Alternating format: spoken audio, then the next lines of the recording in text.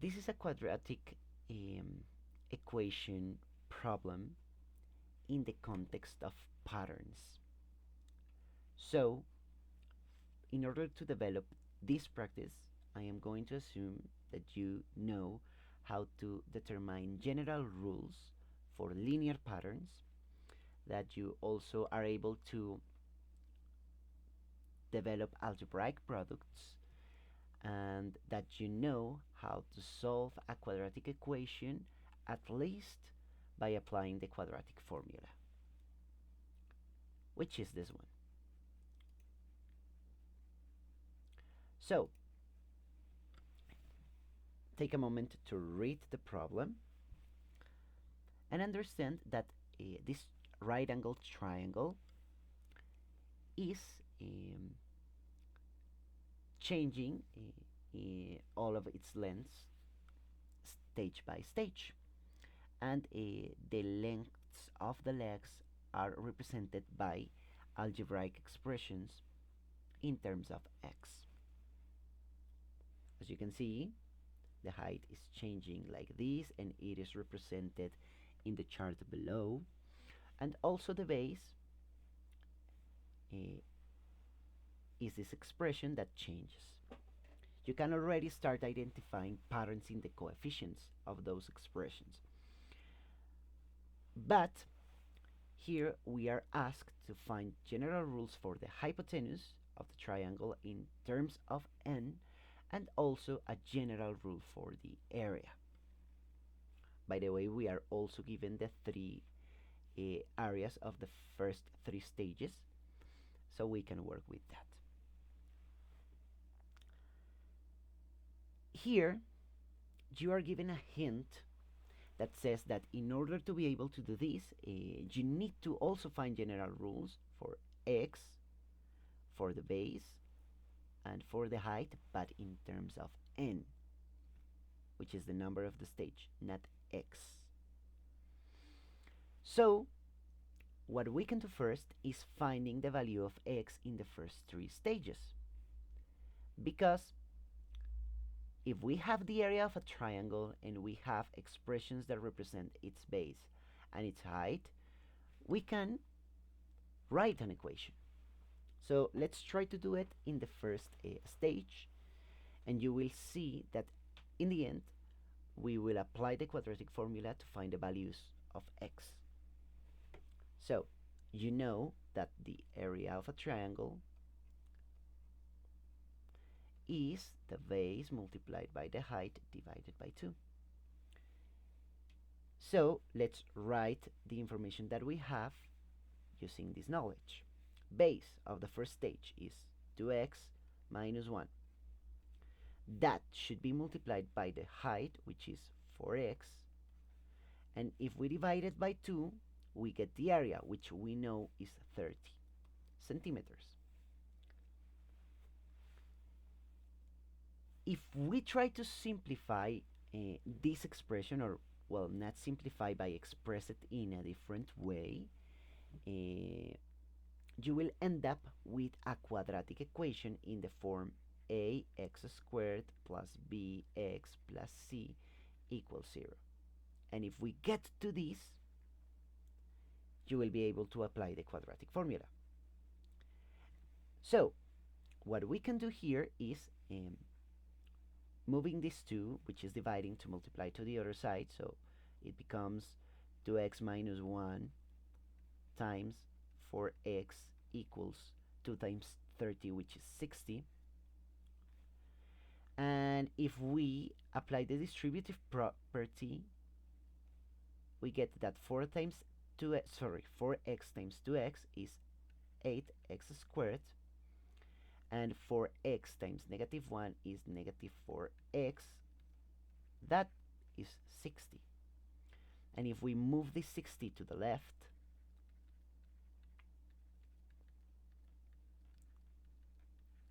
we get an equation in this form. That makes our life easier, because now if we make this format correspond with this expression, a would be 8, b would be negative 4. You have to be really careful with the signs. This one is negative, and c is negative 60. After that, we can apply the quadratic formula, which is negative b, this one, please ignore this one. This is the formula. So x is negative b, so it's negative negative 4, because b is negative 4, plus or minus b squared, so negative 4 squared, minus 4 times a, which is 8 times negative 60. Let me please make the root long enough. Divided by 2 times a, so 2 times 8. If we write this in the calculator to simplify our life a little bit, by the way, Desmos doesn't understand the sign plus or minus, so we will have to do two options, one for the plus and one for the minus. We get something like this.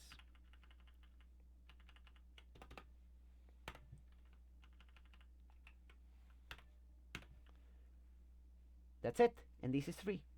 So, one of the answers of this equation is 3.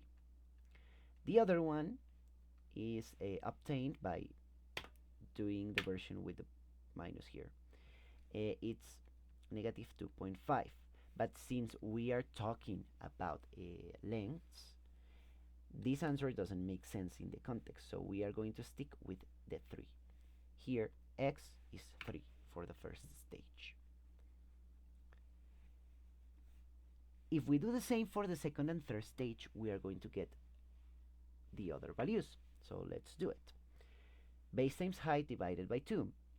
3x minus 2 times 6x, which are the base and the height of the second stage, divided by 2 should be equal to 120. Sorry, 120, not 24. So we get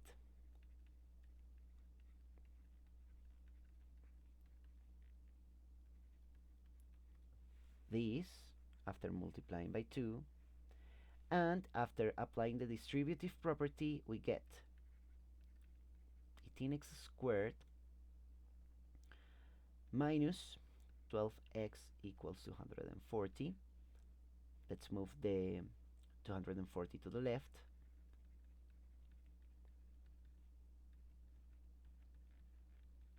And now that we have it like this, a is 18, b is negative 12, and c is negative 240.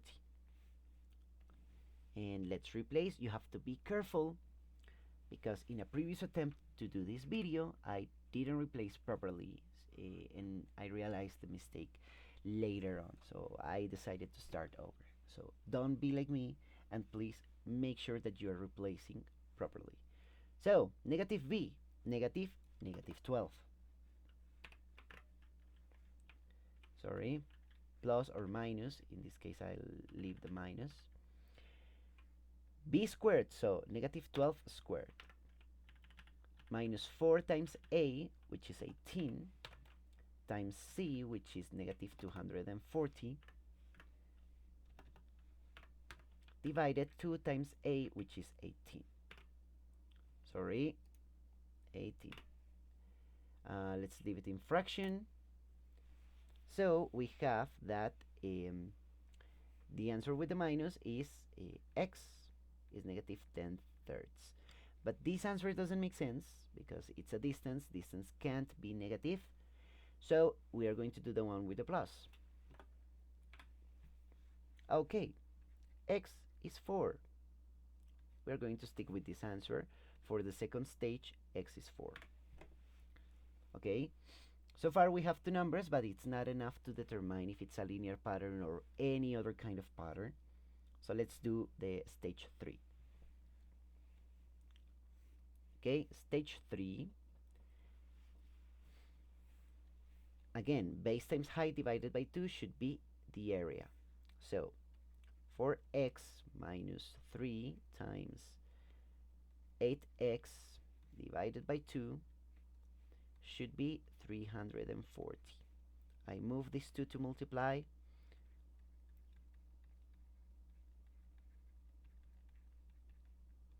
340 times 2 is 680. I apply the distributive property, so 8x times 4x is 32x squared, and 8x minus, sorry, times negative 3x is negative 24x. That is 680. Scroll down and move the 680 to the left.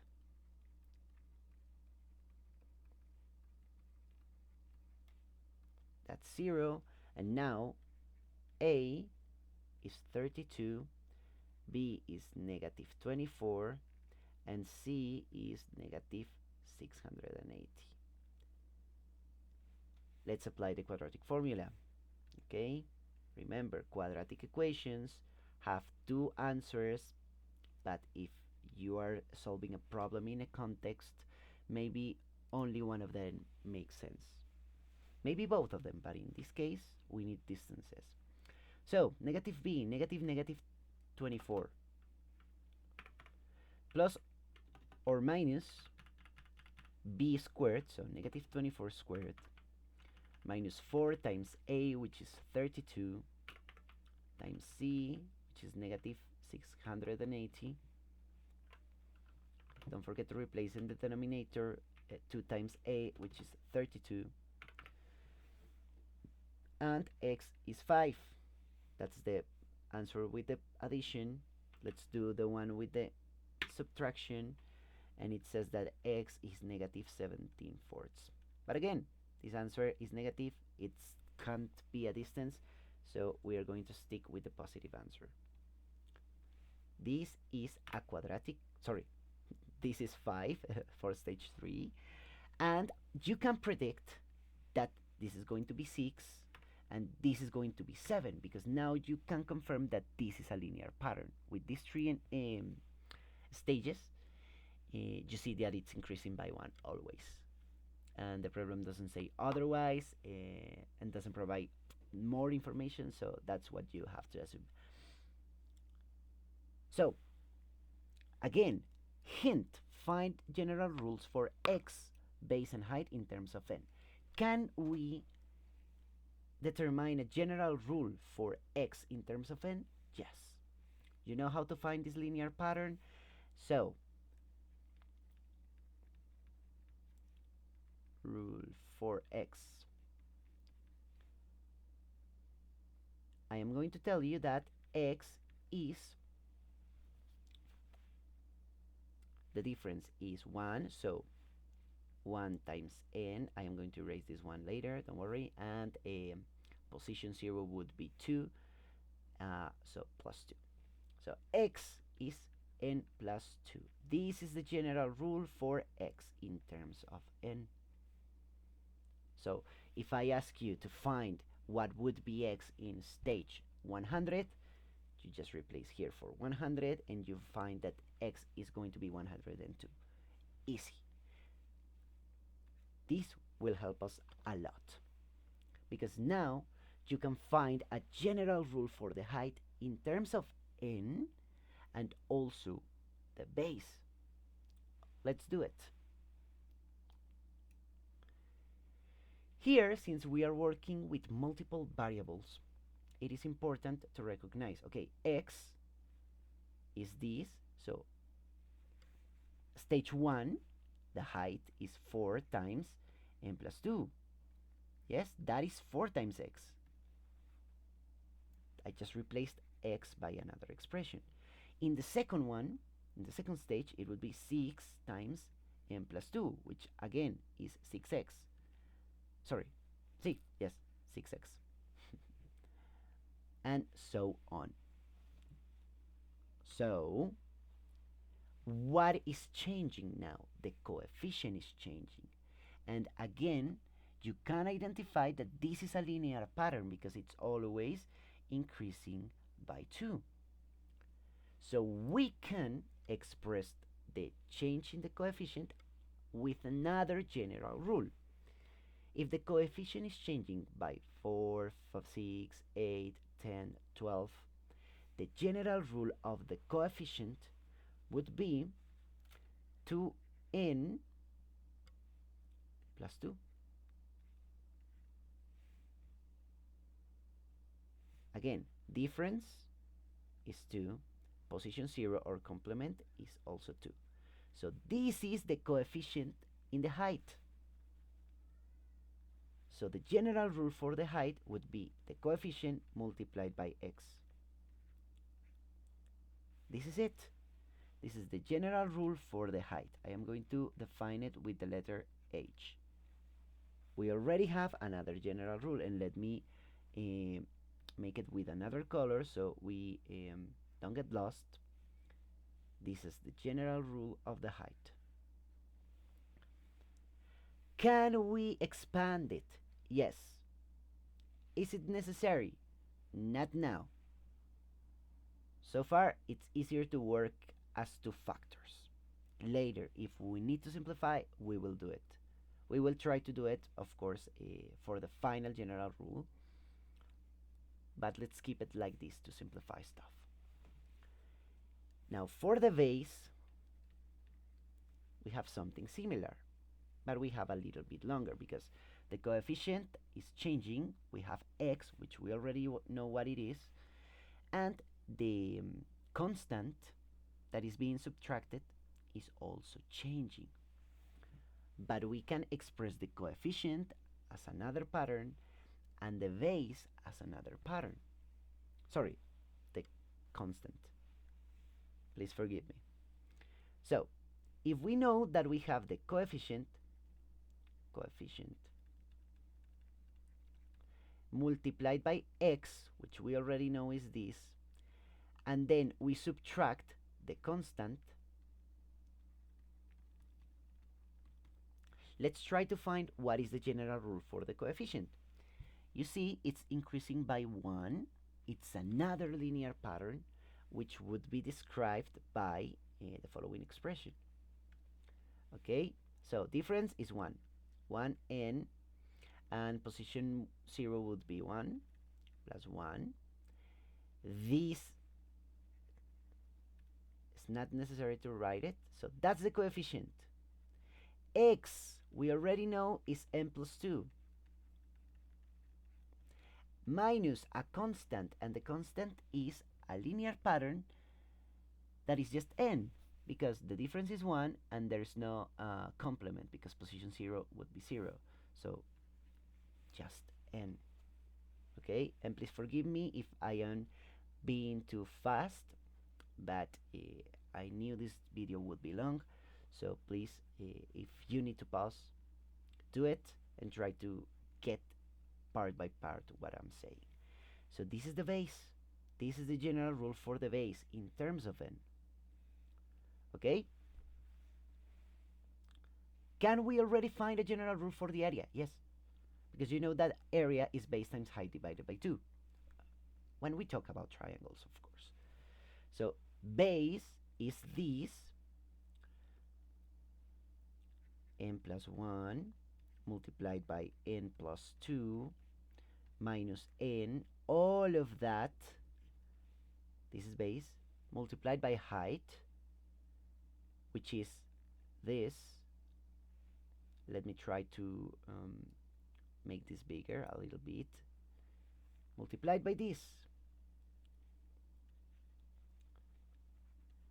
2n plus 2 times n plus 2.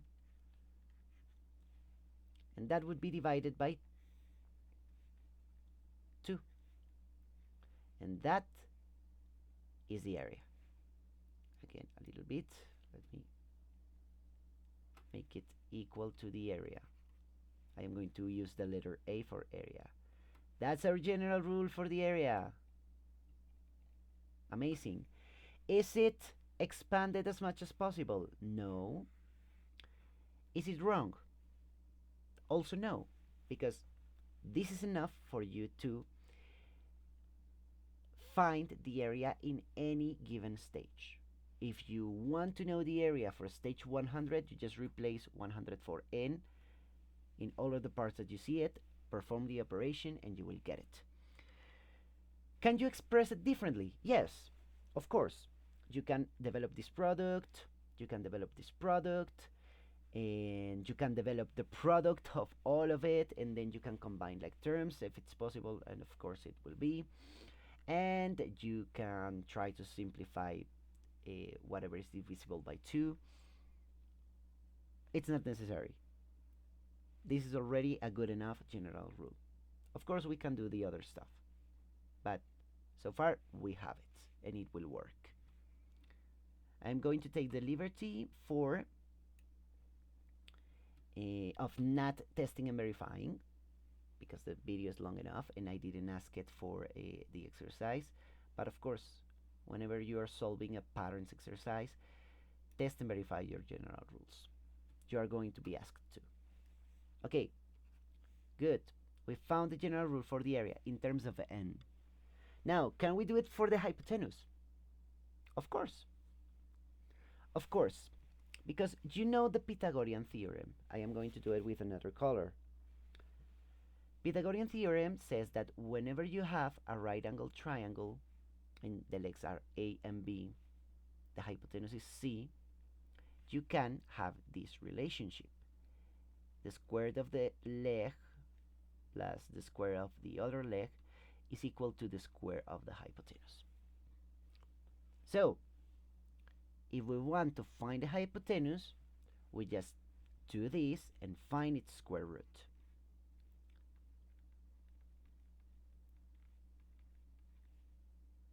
So we need to get to something like this. But of course in terms of n. But guess what? We already have the rule for A, which is the height, and the rule for B, which is the base. And we can input those rules inside this expression to get the general rule of the hypotenuse. So let's do it. We know that A, which is the height, is this 2n plus 2 times n plus 2. That's the height. So that should be squared. So this is the height squared, so a squared, plus b squared. And b is this expression, the base. So n plus 1 times n plus 2 minus n, that's squared, and then we make the square root of all of that, and that is the general rule for the hypotenuse. Excuse me, let me zoom out a little bit. Hypotenuse. And that's it. That is the general rule for the hypotenuse. That's it. It's a little long, but the most important concepts that you have to understand to be able to solve these exercises after you worked with quadratic equations, because you know how to solve them, is to try to express the algebraic expressions in terms of the variable that represents stage, in this case n. So how could you do it? X is a pattern, but you can represent it as something in terms of n, so you do it. And the next time you encounter x, you know what to replace it with. The coefficients, if you can determine a pattern in the coefficients, you can do it. In this case, it was also a linear pattern. The pattern of the coefficient for the height was this, 2n plus 2. And if you see that it's always multiplying 2n plus 2 by the x, which you already know, you just replace it with the equivalent expression in terms of what you want. The same for the base, the coefficient, and the constant. And then it's just a matter of replacing and using the formulas and equations that you already know.